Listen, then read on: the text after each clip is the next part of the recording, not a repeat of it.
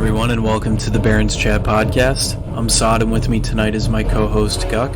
This is a podcast about World of Warcraft by two guys who play it. Guck, we have a release date. I'm going to go off of Eastern time, because that's where I live. You're an hour behind me. October 26th, 7 p.m. for me, Eastern time.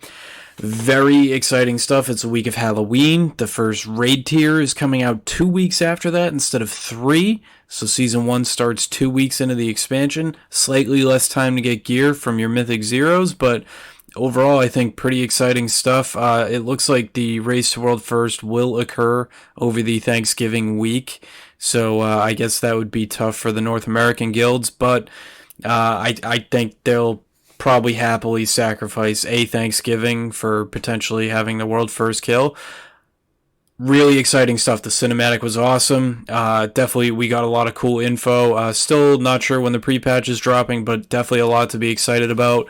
How was your week, and what do you think? Dude, there is so much there to unpack. It's actually really exciting. I think the idea now that we're going to start, like, oh man, it's just so crazy. We have a date, and you know that on that day it's going to happen. We know it's going to be 2 weeks of just grinding Mythic Zeros after you get leveled up. And I think, after the fiasco and everything that we saw out of Method, we're probably going to see North America with Complexity Limit take the world first race, hopefully once again. I think that would be great. I would expect maybe a more contentious race, perhaps if some of the talent that wasn't swept up in all of the drama with Method, if they end up in different EU guilds, if they all end up in the same guild and there's like a reformed guild or something like that, who knows?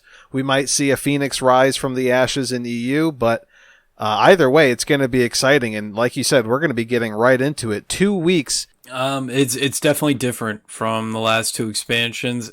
I don't know if it's too short. Like, maybe, but on the other side, there's no AP grind, so I don't know what to think. Like, I think it's good, right? I mean, we'll have raid content, like things for the guilds to do. I feel like the third week, yeah, you're kind of rounding out your gear a little bit, but for the most part, it's like, all right, I'm gonna breeze through my Mythic Zeros quick, and then not have to log on. So maybe that's what they were thinking of, or yeah, I don't know. I think it's good. I think it's fine. Like, you're probably looking at like a minimal DPS loss just due to the fact that you don't have an extra week of those clears. But I think everybody's probably going to be pretty happy with an earlier season 1 of Shadowlands, right?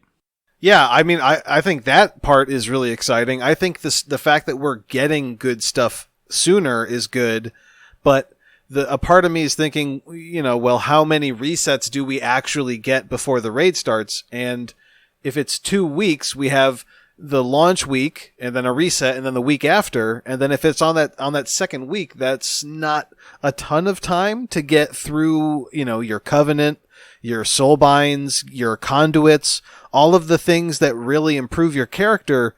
Who knows how much 2 weeks really is when it comes to these systems. Like, there might be daily time-gated systems that prevent you from getting the stuff fast enough.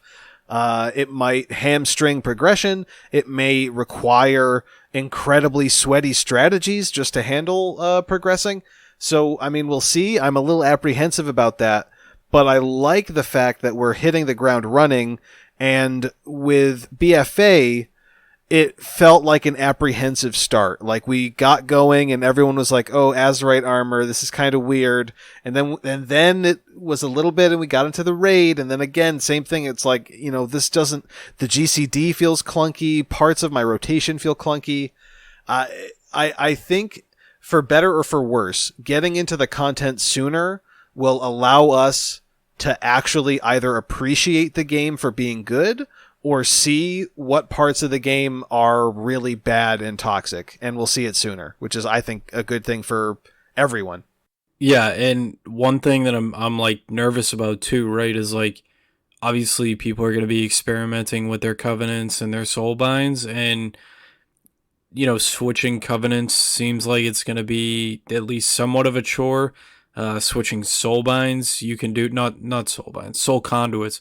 Switching soul conduits is going to be something that you can do once a week, so you kind of lose the customization option, if you will, with like how your character is going to play or DPS wise. So I like that's not so much going to be affected by like the release of the raid tier, but I think it does hurt people in terms of experimentation, right? Like if you find something on a guide and like it's going well, but like you want to test something 3 weeks in, you might be discouraged from testing it because you can't switch your conduits like until the next week, the next reset. So there's things like that definitely have me nervous, but overall, like I don't even know what my plans will be for launch night just because of my wife's schedule with nursing school, but I am so fired up for this. I mean, how can you not be? I think the release date is like really good. Like Halloween's that week,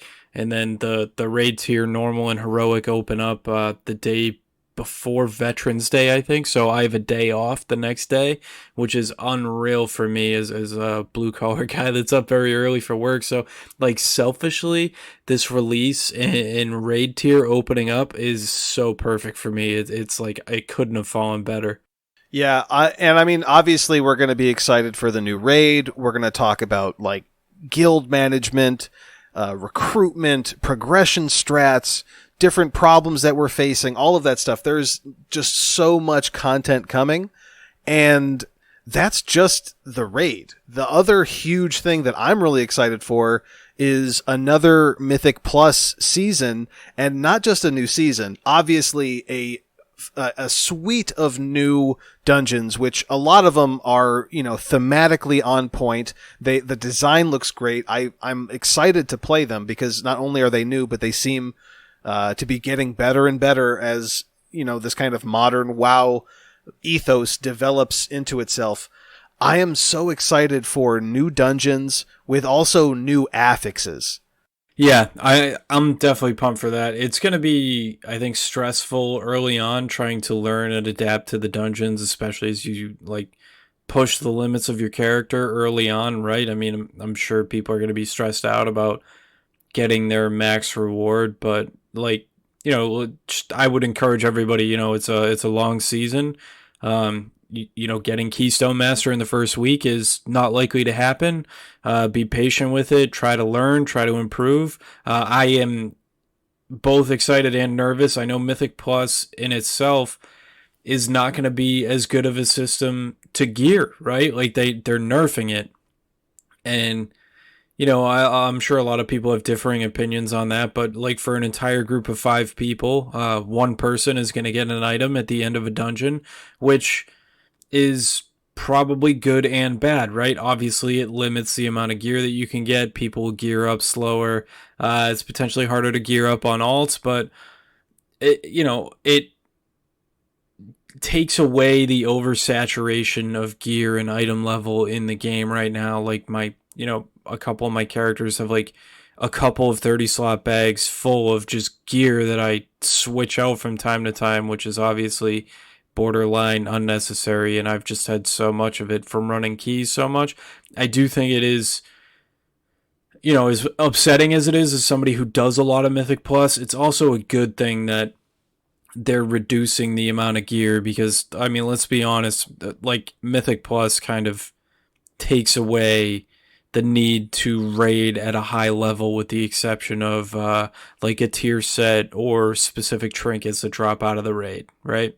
Right, and without a tier set for tier 1, it doesn't really make sense to do that. The cynic in me, I hope this isn't partially a response to Blizzard looking at the boosting economy as a problem, because a large component of the boosting economy is stack up a group with all the same armor type, and then all of the items that drop can be funneled to one person, the buyer, and this is a very effective way to put an end to that. You will still be seeing armor stacked groups to sell boosts because now if only one person gets the loot, you have to make sure that it's the same item, or the same item type, plate, mail, leather, or cloth. So, stacking will be even more important. It will actually raise the price of buying a carry, and ultimately, sure, carries will go down, but I don't know if that was like the right way to address the problem, because all of the people who aren't buying boosts also suffer, because now they're just at a decreased likelihood to get gear. So, I mean, I just hope that's not true. Hopefully, dealing with not getting enough loot will be kind of ameliorated by the increased weekly chest. The new weekly chest system, I think, is just what it always should have been. It is a fixed version of the weekly cache, but again, it's only going to go so far when you only get one item. The other thing that I want to enjoy the ride. Right? I thought that a lot of BFA stuff felt like a chore. I want the new dungeon suite. I want the new affixes that are coming in to feel better and different and more engaging. We are seeing 2 affixes return as essentially components of BFA.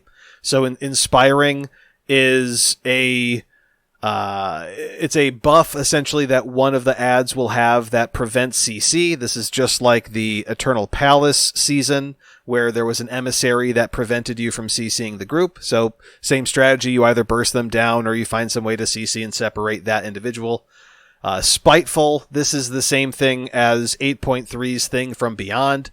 So essentially it's a thing that follows you, and it has health. It loses health over time, and you can stun it or you can kill it.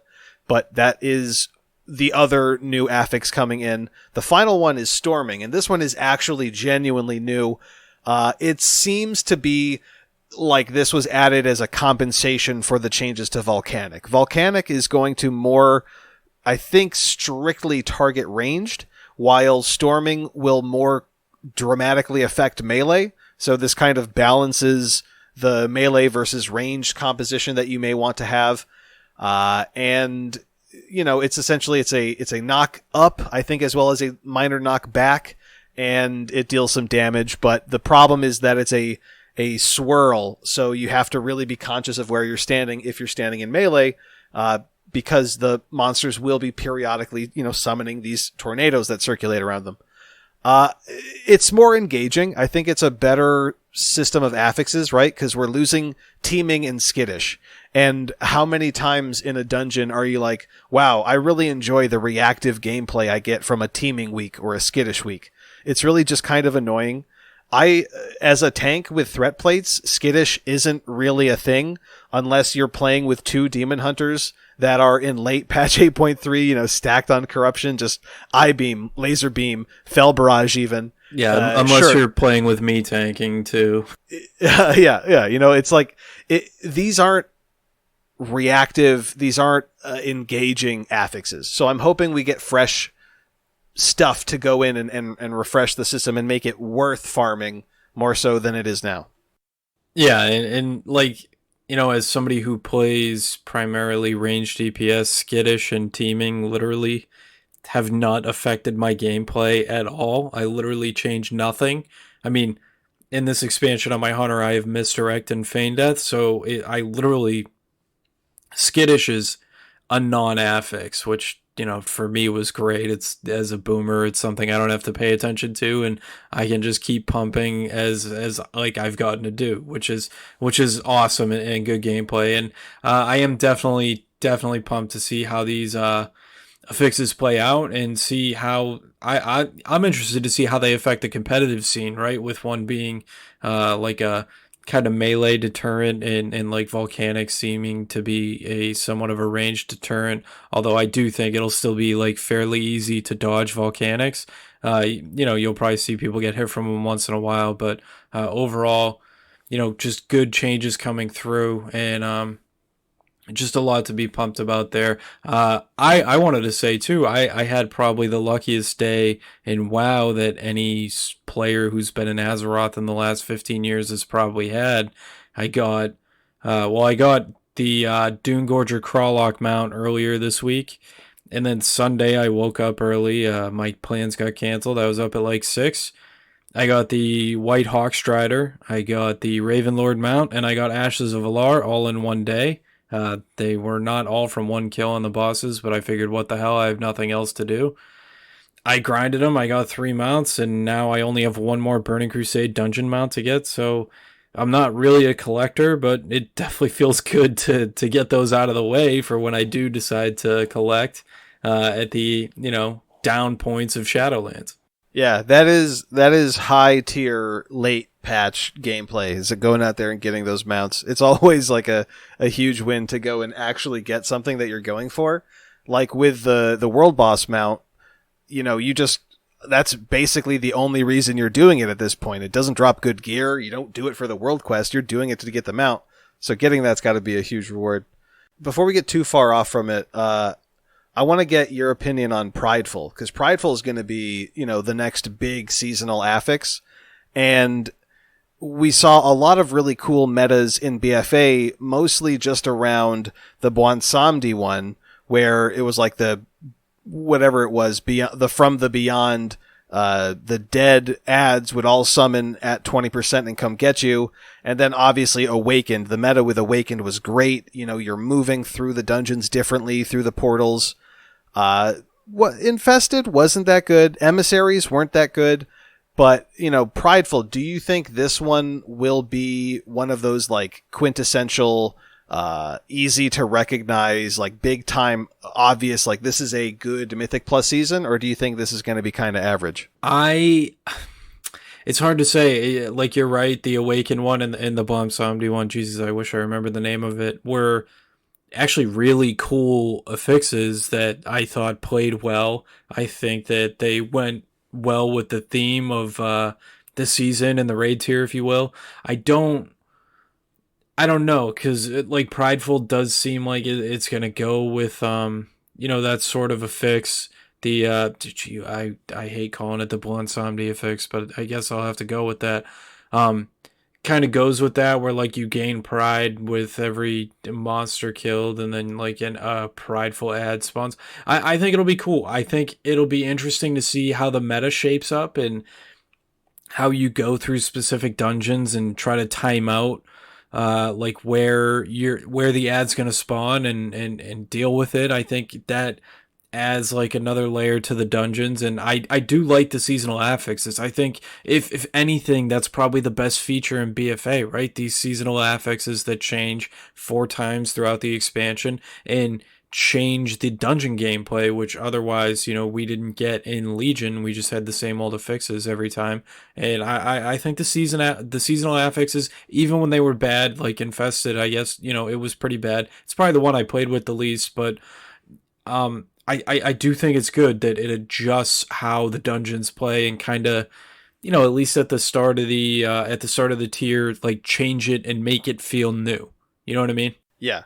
And it's Reaping, by the way. I had to look Yep, that up. there you go. Reaping. Yeah, Reaping. But yeah, Prideful does seem a lot like Reaping, which is what makes me excited for it. It helps to set the pace, because you're doing the dungeon and you're seeing this like pride meter fill up, and then the manifestation comes and you kill it.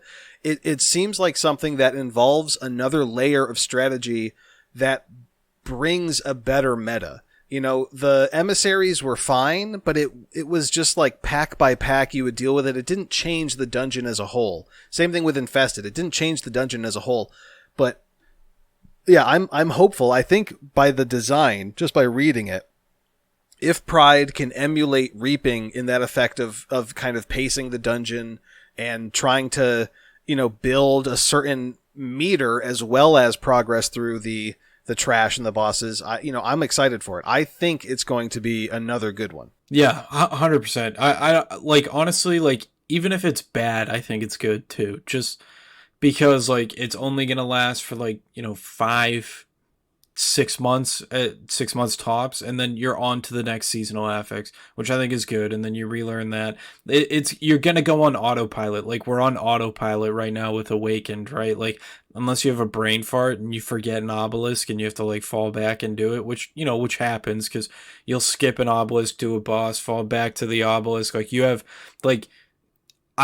You and I've run dungeons together a lot. Like, our groups have run dungeons together a lot. Like, you know where the tank's going if it's not a pug tank, and it's, we're kind of like on autopilot through the dungeons. So I'm really excited to like have to relearn everything, and like I think that is probably the best part of just a new expansion in general, and it's the best part of at least the seasonal affix is changing, because if they didn't, there's nothing new to learn with season 2. And honestly, I wouldn't even hate in competitive if you saw like multiple seasonal affixes in the keys, like in the MDI. I don't know how they would balance that, but like if you saw reaping or awakening or infested in these dungeons, I think that'd be cool to see in the MDI. Maybe something they could implement. Yeah, no, I couldn't say it better myself. I think that's awesome. I think that is a huge component of what will be fun.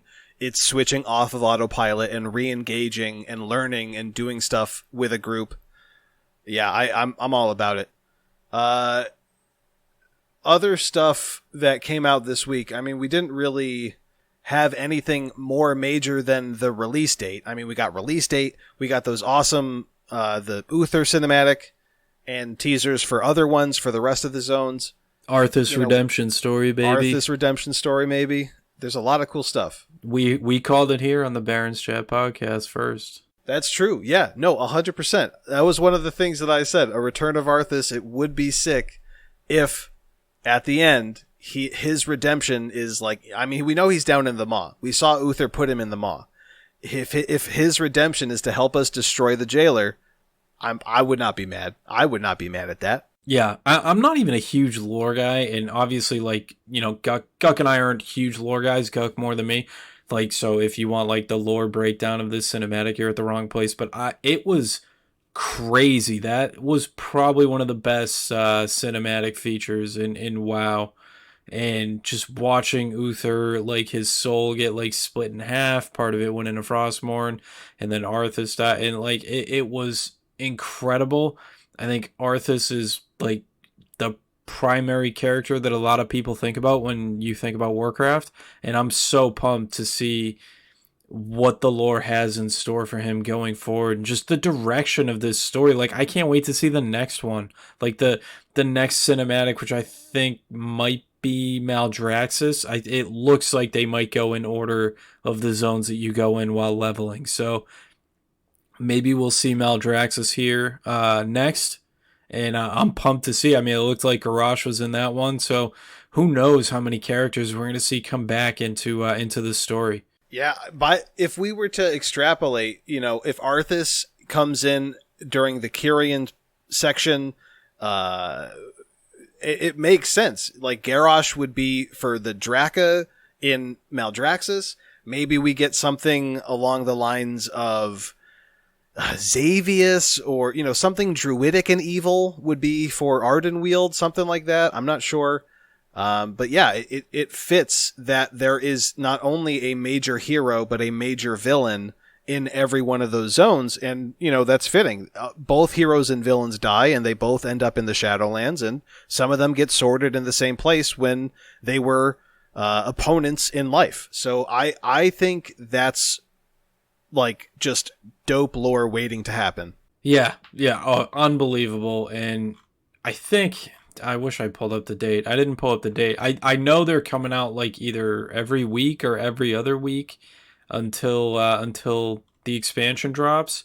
And in regards to the pre-patch, I would expect that Blizzard, I tweeted this out, I would expect they'll give you at least 1 week's notice for the pre-patch. I would say probably 2, just given everything that's going to go away ahead of the curve, the guaranteed drops for the cutting edge mounts, cutting edge achievements going to go away, the season's going to end, so you're not going to be able to get Keystone Master. The Long Boy mount is gone. So if you have goals left in BFA, it's not too late, unless you're going for Long Boy and you don't have that much gold, unless you have deep real life pockets. Just you can drop that dream, but every other goal that you have for this expansion is still attainable, and I would encourage you to do it, because it's definitely doable, especially if it's a PvE goal and it's something like Keystone Master ahead of the curve.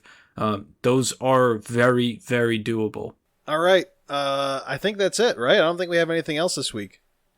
We had a few massive announcements, but not a wide net. I don't think we got a ton of different little things. I think we just had a few really big things. Yeah, I would expect like launch day / week plans. Like we'll get into that, like as you know, people that are like running a guild with high aspirations, like what's going on in our community and with us and how we're kind of preparing that. I think you and I are probably going to have different launch day and launch week experiences just because of our schedules.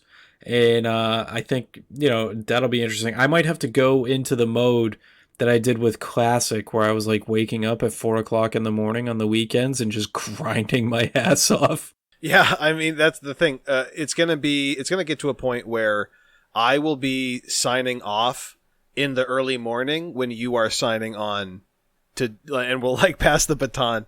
But yeah, I'm excited, dude. The start of an expansion, there is no more exciting time in the world of Warcraft than the start of an expansion.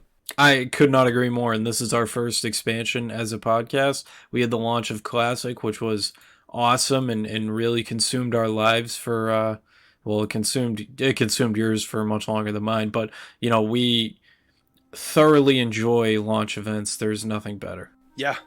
Anything else to add before we close the episode? No, thank you for tuning in. We're recording way later than we normally do, and I'm very tired, so I'm sorry. Yeah.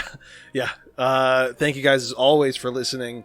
Hit us up on Twitter at Barrens Chat Pod, at GuckyMan, at SuddyLOL, or you can hit us up on the website barenschat.podbean.com. We've got all our contact info up there. Thank you guys again, and we'll see you in the next one.